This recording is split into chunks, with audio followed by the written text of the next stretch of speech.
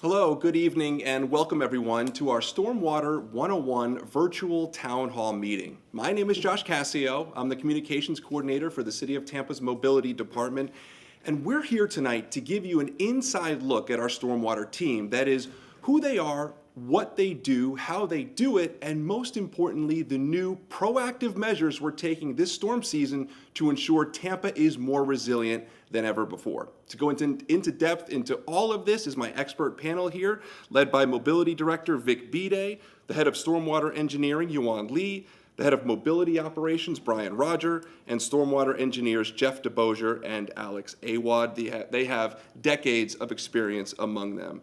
Now, to the folks joining us tonight, many of you have submitted questions, each of which will be answered by our expert panel here. We're going to get to as many as we possibly can.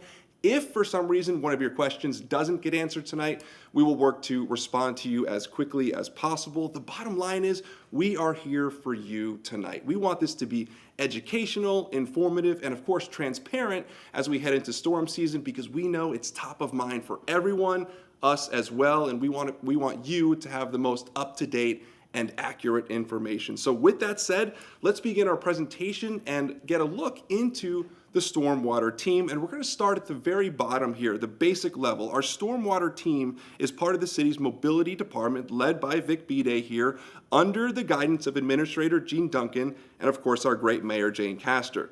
The stormwater team itself is divided into the operations side. These are the boots on the ground, so to speak, and the engineering side. These are the folks who design new structures and draw up plans to resolve existing flooding issues. And as you see on your screen there, all together, our role is to plan, design, build, and maintain the city's stormwater system. Now, critical point here that I really want to make, we do not prevent all flooding. I'm going to say that again. We do not prevent all flooding. We can never fully stop flooding, nor can we outbuild a hurricane, especially something like Milton last year. But we can relieve flooding, especially from your typical summer storms. In other words, we can improve the situation. Tampa will never not flood, but it's our job to do all we can to maximize our system's functions and make the most impactful improvements possible using the limited resources that we have. That is a very important point. All right, moving along here, we have 62 full-time operations employees in the field and 22 full-time engineers. And speaking of the team, I'm going to bring up Mobility Director Vic Bide here to walk us through some of the next few slides. Thank you, Josh. And good evening. I'm Vic Bide, the director of the department, the mobility department, and I am joined by our management team that oversees operations, maintenance, planning, and engineering of large projects. So real quick, I'd like to start by acknowledging that the community is rightly concerned about last year's unprecedented storm season, the two major hurricanes, the impact it had on our community. And I'd like to assure you that the city is doing everything we can to be prepared for the upcoming storm season. You will see that in our presentation today. Our in-house forces of 62 operations members are out there working right now. We have contractors that do a monthly cadence, and they're working on it as well. And we've also deployed emergency affidavits for contractors to pick up on cave-ins and other maintenance activities. But how is all of this funded? Let's quickly take a look at that. We have two assessments that fund our stormwater system. One is the service assessment, and that funds operations and maintenance, and that's the 62 employees under Brian Rogers' leadership. And that also includes contracts, and that the functions are street sweeping, pond maintenance, ditch maintenance, and such. This was in place since 2003, and it does need to be looked at in terms of increasing the assessment. The other assessment funds are capital projects, large capital projects. It's the improvement assessment, also on our property tax bills. So you'll see both of these on your property tax bills. This has been in place since 2016, and it's funded projects like the Upper Peninsula, Cypress Street Outfall, ongoing projects like McDill 48 and Southeast Seminole Heights. All of these projects have yielded great benefits through last year's storm season. We know this works, but I would like to clarify that we have aging systems in place. So let's look at our stormwater system real quick. There are three basic ways to address the stormwater movement, and that's pipes, ponds, and pumps. Pipes, it's pretty straightforward. We have culverts, we have regular pipes. Water is channeled to them off of the streets for the most part. Ponds store and do water quality, meaning through percolation and other methods that will be discussed. And then pumps, of course, in areas where it's hard to move the water out to an outfall. We use pumps and force mains. In general, our system is older and needs critical upgrades citywide. Much of our stormwater system, our basic infrastructure, was built somewhere between the 30s and the 60s. We've, since 2016, the city has hit it hard through this improvement assessment that council approved, and we've been deploying projects all over the city. But this is something we need to keep up to meet our environmental challenges. But really going back to the 101 on stormwater, I'm going to invite our operations manager who oversees a team of 162 people that includes the 62 stormwater folks, Brian Roger. Thanks, Vic. Good evening. I'm Brian Roger, Mobility Operations Manager, and I'm here to shine a light and give you some facts on what the stormwater operations team does for the city. So as you can see, this is a basic look of our equipment. For the ditch clearing and grading, you'll see the spider excavator. It's a wheel excavator that goes into the canals, and it will grade those canals where other machines can't. We also have the backhoe on the right, and then the grade all on the lower picture. For pipes, structures, and outfalls, we use the vacuum truck. We have 5 of those that we deploy regularly, and a TV truck where we can investigate and videotape the inside of pipes to find the issues. And on the right, you have street sweeping. So our mini sweeper hits the bike lanes and the narrow spots where our larger sweepers on the bottom can't reach. We also have excavators that deal with the ponds, demucking the ponds, reestablishing the bottoms, and then sometimes creating new ponds. We also have an emergency management function, which is during an activation, we'll employ all of our vehicles that are available to push routes and clear roads. So some information on our basic stormwater system, the infrastructure itself. So all that equipment is used to maintain over almost 600 miles of pipes, box culverts, and pressure pipes, over 180 miles of ditches and canals, 886 outfalls, 148 retention ponds, inlets and manholes over 28,000, and we sweep 1,900 curb miles every 55 to 60 days. So all that activity is caused by calls for service. So just to give you a snapshot from 2024, we had almost 3,700 calls for service in stormwater operations. So the culprits, the usual culprits are cave-ins, flooding, and poor drainage. So we just wanted to give you a snapshot of our productivity for the first quarter of this year. So for pipes, we were able to maintain over 160,000 feet of pipe and removed 506 tons of debris. Our ditches, we maintained 12,832 feet, removing 1,255 tons of debris. Each 83 miles of our ditches are mowed by the city every month. Ponds, we mowed 126 ponds. Those are also monthly, removing 10.5 tons of debris. And we do herbicide treatments, so we treated 116 different ponds. We maintained 242 outfalls. We swept 922 curb miles and picked up 230 tons of debris while sweeping. And of course, we maintain our pump stations every month.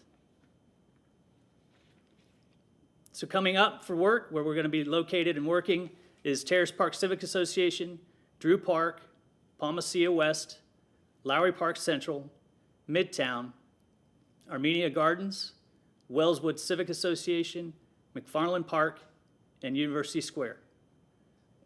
We will also be working our pump stations to their outfalls, cleaning those, and also doing our monthly pump station inspections.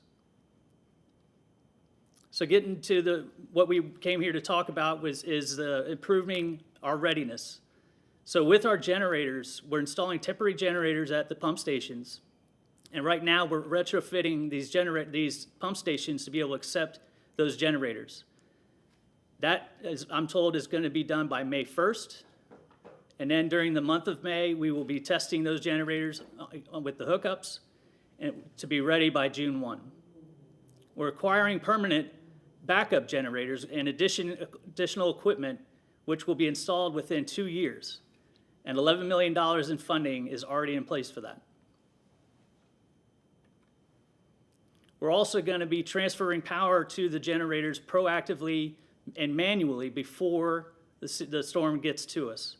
So as we activate, we will send a pump station team, which I'm about to talk about, to activate these generators so they're running on generator power. And then we will all continuously monitor that for fueling. With the rapid response team, we're establishing a pump station response team tasked with arriving immediately after a storm to ensure all pumps functioning, refueled, and continuous operation. So when we do activate, the mayor will tell us to activate, and then we will immediately call the vendor that is storing these generators, and the vendor will turn around the delivery of these generators within 24 hours. So the stations are ready to receive the generators, and once we call the vendor, they will come out and hook them up. We're also doing micro projects. So we're working on several smaller but effective stormwater upgrades in places like Palmacia Pines, Parkland Estates, and these are aimed at improving stormwater flow. These improvements include resurfacing, widening inlets, adding stormwater grates, and adding piping and more. So with that, I'll hand it over to ongoing flood reliefs, Yuan Lee.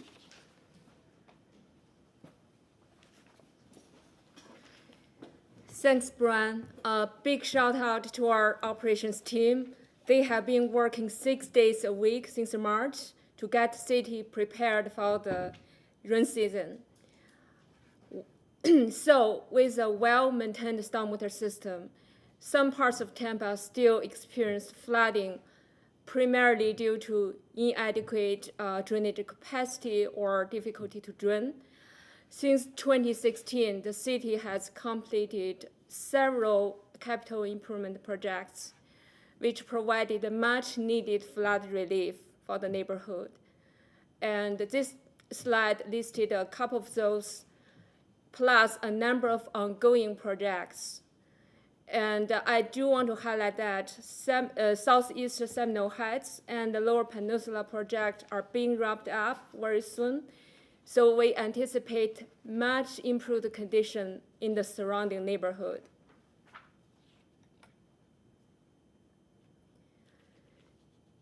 In the past, the flood relief projects were developed for the locations with documented flooding concerns.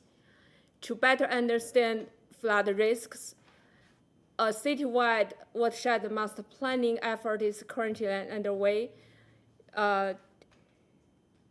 to get a better feeling about the flood risks and identify future improvement projects that we can potentially implement to further improve the level of service in the flood protection. In addition, this effort will be saving residents money because the city has been participating in the FEMA's community rating system. The current discount the residents are getting is 25%. With this effort completion, the citizens can get additional 10% of discount in their flood insurance.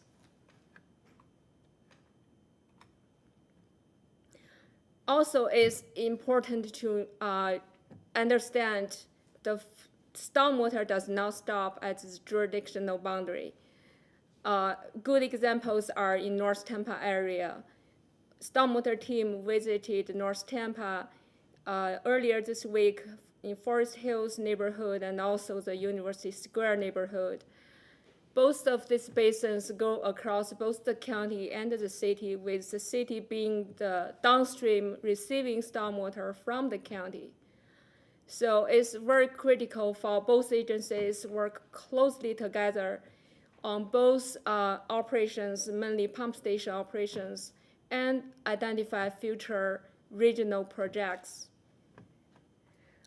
And as many of you know, the county has engaged an independent firm to perform a post-hurricane regional stormwater assessment.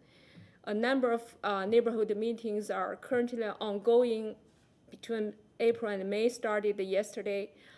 And these meetings are open to both the county and the city residents. And in addition, the mobility leadership are meeting with county public works leadership on quarterly basis to coordinate this regional effort. All the efforts of stormwater team are fully transparent. The best way to track our progress is stormwater quarterly report, where we include the status of our capital improvement projects, status, and spending, as well as neighborhood drainage improvement projects, plus maintenance activities.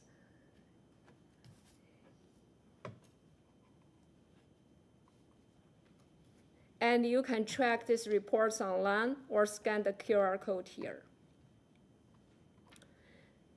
Since March this year, we have added monthly maintenance reports online so that you can track the work locations and activities of our operations team, and you can also track their accomplishment with examples of pre and post photos.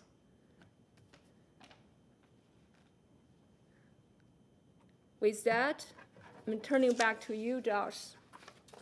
All right, thank you very much, Brian and Yuan. Briefly, I want to mention the upcoming post-disaster redevelopment plan meeting. On your screen, you see it there. It's being held on April 29th from 6 to 8 at the Hannah City Center. The public, of course, encouraged to attend and make your voice heard.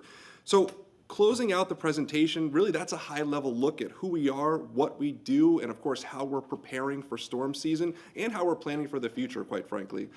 To learn even more about us, you can head to tampa.gov/mobility and click on the Stormwater tab. That'll take you to the address on your screen, or as Yuan said, you can scan the QR code right there. That'll also take you to Stormwater's page. If you need us to clear a storm drain or have an issue you need help with, you can call us at 813-274-3101, and that's 24/7. You can call us 24/7. So with that laid out, those are the stormwater basics. Let's take some of the questions you submitted. That, of course, is what everyone wants to see. So let's move forward now. These are a few more pictures of our team in the field here. We'll get to our first question. Comes from Bev and the folks in Forest Hills. What is your department doing differently for the upcoming storm/hurricane season for each of the stormwater pump station, that's Lake Eccles, East Ridge, and Curiosity Creek? Will we have backup generators installed on June 1st, 2025 at these 4 pump stations in Forest Hills, East Ridge, Curiosity Creek, Lake Eccles, and Penalty Lake? And will there be a schedule of storm prep for the overflow ponds at North Boulevard and 109th to be pumped down before an approaching hurricane? So to answer your first question, yes, the generators will be available for use on June 1. As I stated earlier, the pump station retrofits should be complete May 1 and ready for testing, and then ready for operations in June.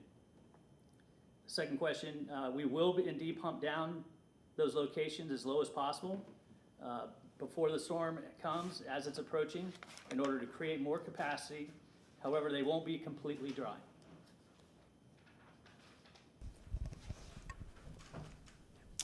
And we get to the last part there? Little 3? Okay.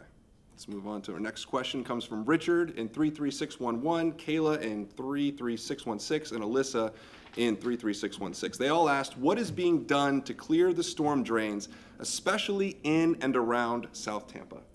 So just after the storms, we concentrated our maintenance efforts in the hardest hit areas, some of which were in South Tampa. We are now providing services throughout the city and will continue to monitor our hotspots to reduce the chances of having issues. Okay, Adam from 33611 asks, homes around Gandy and Euclid have more drainage canals than storm drains. How do we make sure these are ready for storm season, and what does a ready canal look like? So we've been clearing down trees in the canals since the storms and continue to do so. We're almost done with that. As we inspect and see issues, we will endeavor to address them as soon as we can. A ready canal is one free from debris that might restrict the flow of water. It will also have a clear flow line or path for the water to travel.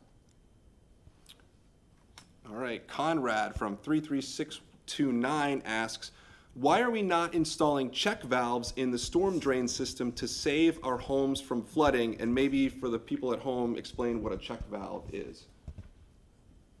Good evening. This is Alex Awad. I'm the Chief Planning Engineer for the Stormwater Division. A check valve is a system that would hold off flood water from the bay coming up into the drainage system and prevents it from backing up into the street. We have installed approximately 9 check valves or flap gates, we call them flap gates, duck bills, systems that would prevent this backup of flooding up into the neighborhood. Now, what you really have to focus on, once we put those in, we do advise the residents that these systems would need 6 inches of pressure to push the system to open up so rainwater can go out if it's raining. And they'd rather have, I guess, freshwater flooding better than saltwater flooding. So that's a system that we would take and put in. We have done that in the past. Okay. Alex, aren't we looking at a location right now somewhere in South Tampa? Yes, we are looking at, we just got a request for a location along Lawn and Bayshore, and it seems like it's an area that qualifies for a check valve. Awesome. Okay, John from 33611 asks, my home is on the southeastern corner of the new school, that's Adom. Where is the lift station that was a part of the approved design? The school was allowed to open, and we flooded 4 times last season. So where is the lift station? So I'll take that one too. This lift station or pump station that we're looking at, this was a study that we did in 2017 for the Lower Peninsula area, about a 6,000 acre area. And there's about maybe 7 or 8 major projects that are recommended for that location. This is one of them. We currently own 2 properties ready for a pump station, and we're seeking funding for the force main and pipe network that would solve this problem. All right, moving along to Derek here from 33611. How are we protecting water life from toxic runoff, and why is so much of South Tampa prone to standing water in the street? I'll take that one. Josh, thank you. This is Jeff DeBosier. I'm the Chief Design Engineer for Stormwater Division. We're responsible for all of our CIP projects during design and construction. Protecting our water quality in our bays and rivers is important to us, clearly. We have several ordinances and programs in place, including our pet waste management program that basically would clean up after our pets. Our restrictions on the use of fertilizers, and our restrictions on the debris that's blown into the streets from lawn maintenance that should be kept within the lawn area and not allowed to get into our inlets. Also, in our new projects, our CIPs, we strive to include green infrastructure in all of our projects. In the past, we've added pervious pavement, inlet baskets, rain gardens. We also build underground chambers called baffle boxes, and they collect the stormwater debris, silt. The silt can settle out in them, and they collect leaves and cups and floating debris as well. Jeff, could you also touch upon street sweeping and its role in removing toxins? Yes, well, our regular maintenance of our streets and our system include the street sweeping that removes leaf debris and, silt and et cetera from the gutter lines and from the streets. Additionally, we clean ditches. All of that material is removed from ditches, and the pipes is all hauled off-site to a location that can be transferred to a landfill. So we're removing all of those nutrients that are carried by that debris out of our system, and minimizing what that might do to our downstream waters. All right, a lot of detail there, I love it. Tampa is one of the locations as part of a University of Florida study to assess the impacts of street sweeping on our waterways. Yes, well, we have worked with USF on testing our baffle boxes for efficiency, as well as the street sweeping program. All right, love it. Okay, Liz, Phil, and Maggie are all asking about flooding along the Hillsborough River. What advice, resources, or information do you have for riverfront residents who want to make their homes even more resilient to surge and flooding? What can we do now? Well, this is clearly a challenging decision for many residents who are faced with post-Helene flooding from the surge levels that exceeded 8 feet within our bays and within the river area. Some residents have had some level of success with waterproofing their homes or maybe with sandbags. We've seen others spend tens of thousands of dollars doing this, only to be displaced again by by Helene this past fall.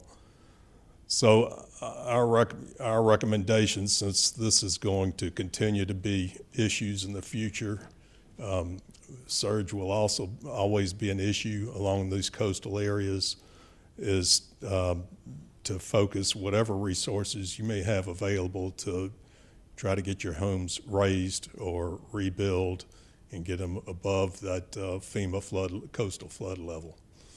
I know it's a daunting task, but it's tough decisions to be made, but there's really no easy solution to this storm surge situation in Tampa. Okay, James from 33611, Daniel from 33611, and Michelle from 33606 are asking about lift pumps and Pearl Avenue. I've been told since 2012 that a lift pump was going to be installed at the intersection of Pearl Avenue and Pearl Court. Please advise when this is being addressed, and did you fix the pump for Swan Pond? So these are two different questions. The first one on Pearl Avenue is part of the Lower Peninsula study that we've done in 2017, and this Pearl Avenue is one of the locations that was slated for also look at installing a pump station and a force main. We are looking for funding to do that currently. As far as Swan Pond does not have a pump station. Swan Pond is a gravity-fed system on Swan and Rome, and that system gravity feeds down to Bayshore onto the bay. All right, from 33611, Kelvin asks, given the significant increase in construction and development throughout South Tampa, how is the existing stormwater drainage system designed to accommodate the added impervious surfaces and runoff? Please provide a detailed explanation of the infrastructure in place and any planned improvements. Additionally, to what extent should flooding remain a concern despite these drainage measures? That's quite a question from Kelvin there. Good question. I'll take this one. We appreciate the question. So development activities definitely add stress to our stormwater system and should be regulated very carefully in a coordinated manner across the multiple departments here.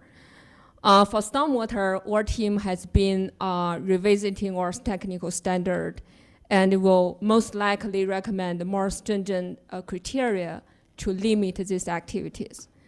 So second part, flooding should always remain as a concern, especially because we are facing more threats from the more frequent extreme events as well as sea level rise. The citywide watershed master planning mentioned before will evaluate these various scenarios and identify measures that city should be taking on both engineering solutions and the capital improvement projects, as well as non-engineering solutions such as policies. May I add to that, Yuan, real quick? Because this is a really good question, Vic Bide again. I'll start with the last part. How concerned should we be about flooding? I mean, to Josh's point, flooding is, we cannot completely prevent flooding, given our geography in Florida. And so that should be on the community's mind, and we should prepare for it. We are at the city doing the same. And to Yuan's point about the watershed master plan, what it really does is models every single basin, every single square foot within the city of Tampa to tell us and inform what do we need to do in terms of upgrading the system in light of the latest data and the developments that we have seen. This will yield significant benefits. It will also require resources community-wide to address our challenges. But I did want to clarify that. And again, great question. All right, this next one, I know a lot of people have wondered. What is being done to alleviate flooding on Bayshore, and are the pumping stations on Bayshore permanent? Okay, I'll take that one. The area on Bayshore that is affected with major flooding issues is around Rome Avenue to Platt Street. The elevation of the roadway at that location is elevation 3. So it's very unfeasible to raise the seawall, sidewalk, roadway, driveways. So that is a monumental task. I don't know that that is something that can be accomplished. The other question is about the pump station. The pump station, I believe, in question is a sewer pump station, not stormwater. There are no pump stations for stormwater on Bayshore. All right, thank you, Alex. Amy from 33604 asks, our street in the Lowry Park area needs a curb and gutter system connected to drainage ditches to control and prevent the runoff that's happening directly into the Hillsborough River. How does a neighborhood go about requesting information and having a survey done to make that happen? P.S. It's bound to worsen as Tampa Zoo continues its growth and expansion. So I'll take that one too. The area around Lowry Park Zoo, west of Lowry Park Zoo, is kind of on a hilly side. And so there are every kind of drainage system you could think of there. There are ditches, there are curb and gutter, and there are also edge of pavement flow to the drainage system and onto the river. If there's an area, specific location that needs to be addressed with curb and gutter, or you observe flooding, please call 813-274-3101, and we will take a look at it and see what we can do to improve the drainage at that location. Thank you. All right, thank you for that. Ronald with a very detailed question here. Why does the city of Tampa allow fill in the lower Hillsborough River floodplain without equal excavated compensation? This is not a policy that protects from future flooding and is certainly not a resilient policy. So, okay, I'll take that one too. The Hillsborough, there is no moratorium on development in Tampa. So you can develop, but there are stringent requirements to develop in a floodplain or in a velocity zone. So you can develop, but we have requirements for major requirement for development for difficult locations like this one. Thank you. May I add to that? And this sort of activities are also subject to federal and state regulations.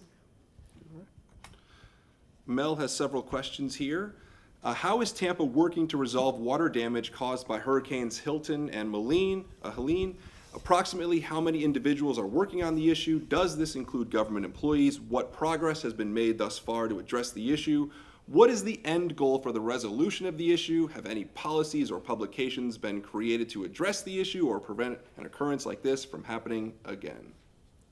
Mel, that's a great question. That's why we're here, to share how we're preparing for the storms. But you have several good questions. What is the end goal? Let's start with that and work backwards. The end goal is for our operations and maintenance team to make sure that our existing stormwater system, as designed, is clear of debris and maintained to the best level possible. While we do that, we're also going to do micro projects like Brian mentioned in Palmacia Pines, where we may be adding additional inlets or extending pipes and things like that. So we're doing that, and we're doing that with in-house forces. We're doing that with regular contracts that we have, annual contracts to go out to ponds and ditches and things like that. And we've also added additional resources through emergency affidavits.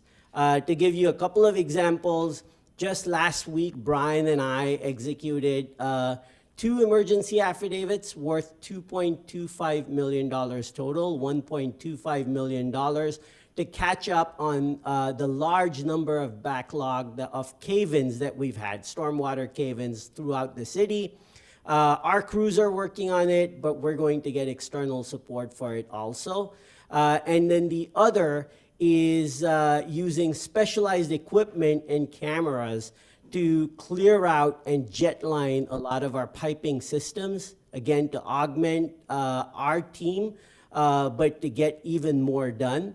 And also use those cameras to do TV inspections. These are little cameras that go through the pipe system and tell us about the condition of the pipes themselves so that we can be sure that they're actually cleared after jet lining is done. So it's all hands on deck for us. We actually have a pump station that is being constructed in Copeland Park, and that will be completed by July. So a little bit into the hurricane season, but definitely well before we typically experience the very larger storms, if you will. How many individuals? 62 individuals in our operations and maintenance team, and we have a stormwater engineering and planning team of about 23. And just to give you an idea, that is about the size, if not larger, of most major consulting firms that have an office in Tampa Bay. So 23 engineers and planners are working on our stormwater system, on our watershed management planning. So I'll leave it at that. Thank you. All right, Mel, we got a lot of your questions there. Andrea from 33605 asks, once work has been scheduled, when is the homeowner notified that work is taking place near and in their property? So this is Brian Roger again. For common maintenance work, notifications aren't usually sent out. A technician might knock on the resident's door if they have questions. If we're working in the area for more than a week affecting traffic or access, then we'll hang door hangers with contact information on them.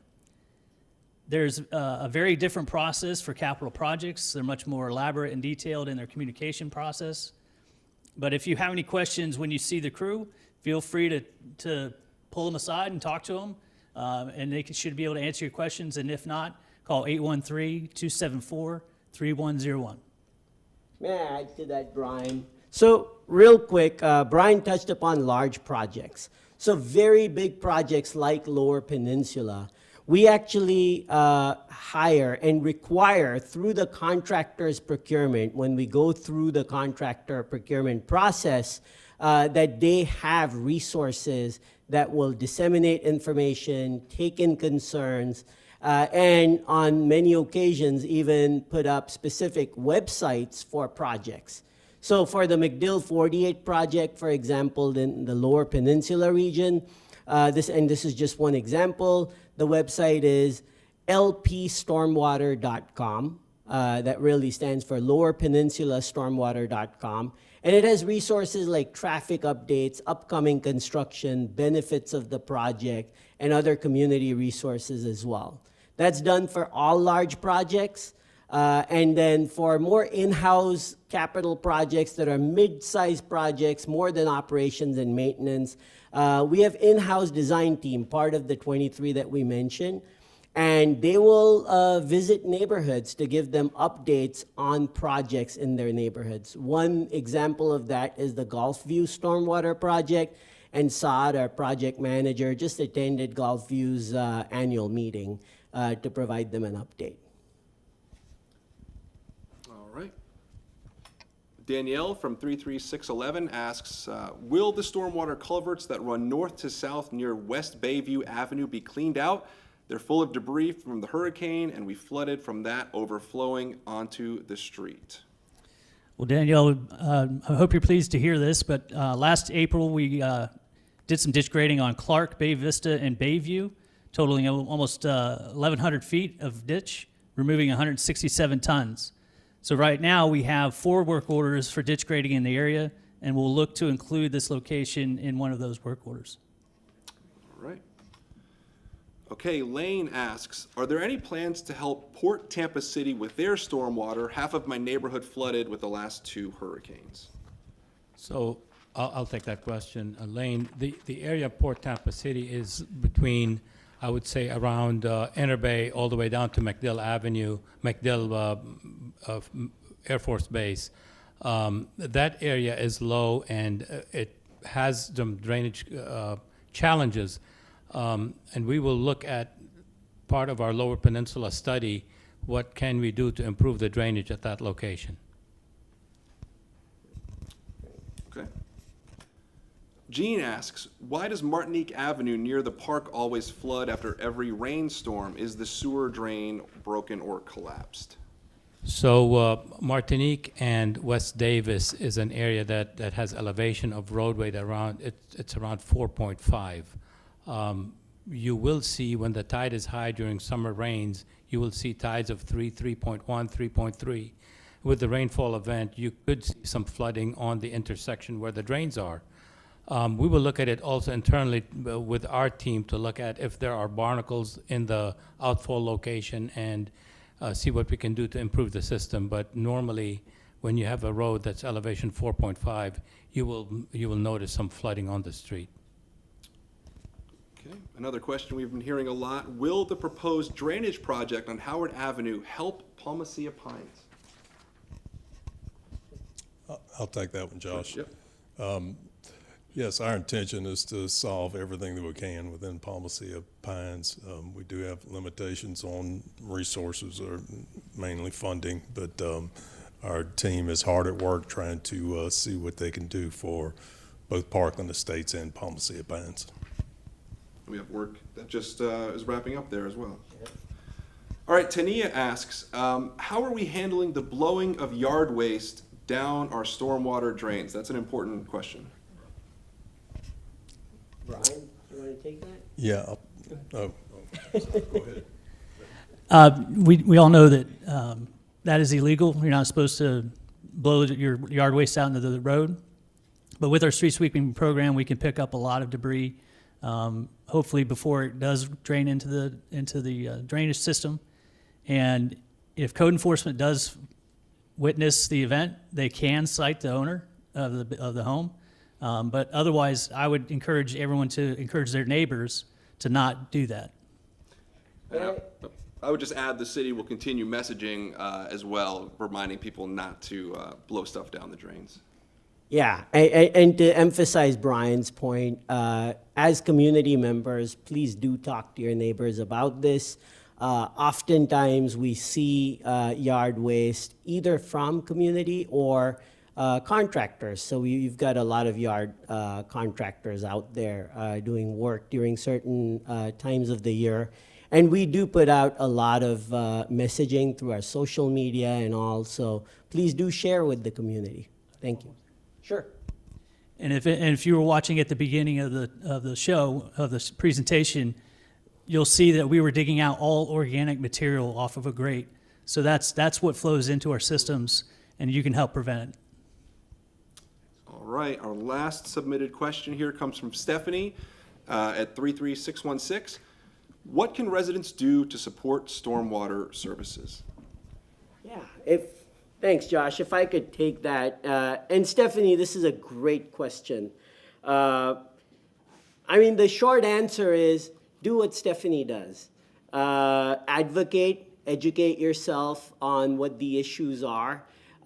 Work with the city, with policymakers, with the administration to request more resources. You have heard from our team today that we have studied several of our challenging areas with stormwater needs, and they're lacking resources to get the projects done, be it the pump stations or be it ponds and things like that. So this is a conversation that includes the community, that includes the administration, that includes council, and we have to decide what we want to do to alleviate stormwater challenges within our community.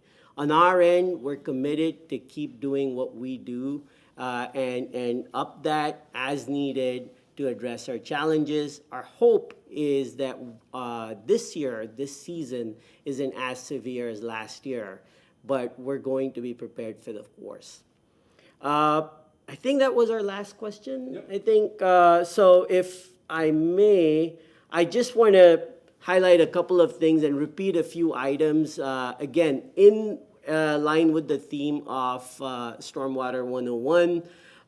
As Josh had mentioned earlier, we do have a post-disaster redevelopment plan meeting coming up. Please do participate, please do tune in, and please do contribute. It's at the Hanna Center from 6 p.m. to 8 p.m. on April 29th.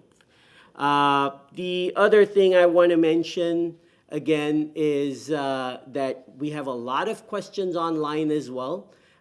Give us about a week or 10 days. We will answer all of those questions.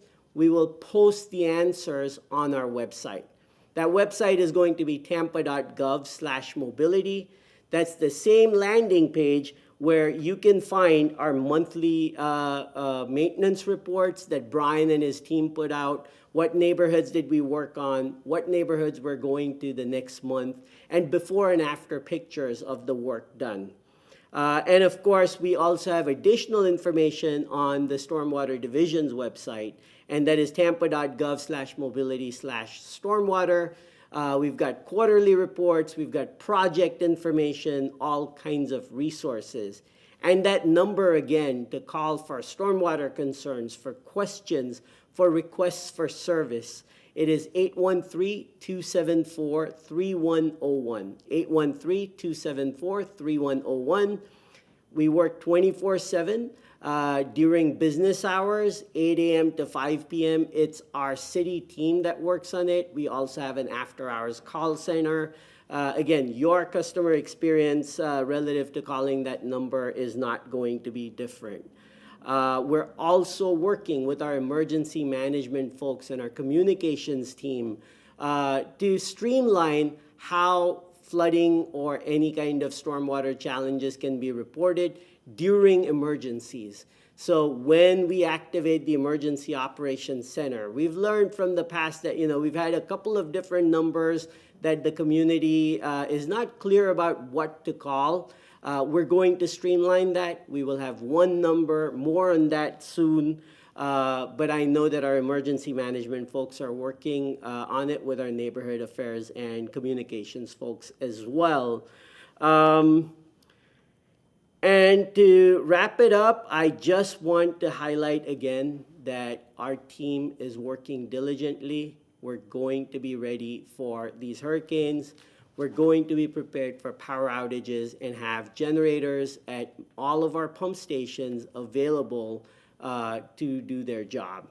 And with that, on behalf of my team and the entire mobility department, a big thank you to you for being part of this, for being engaged, for submitting questions. Please continue to do that. Let there be a continuous dialogue between the community and us. Special shout out to Josh. Incredible work in putting all of this together, and our communications team as well. And with that, have a good evening. Josh? Yeah, I think I just want to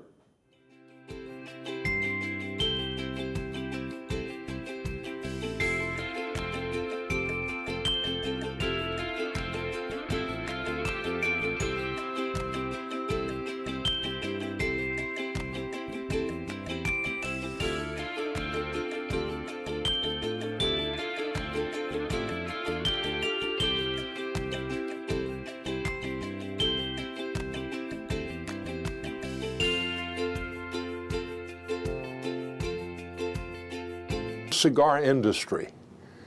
Their leader and first president of the Centro Español was Ignacio Aya, who together with his friend and competitor, Vicente Martinez Ivor, had brought their big cigar factories to Tampa just 5 years before. Ignacio Aya's factory, the Sanchez and Aya factory, had the distinction of being factory number 1,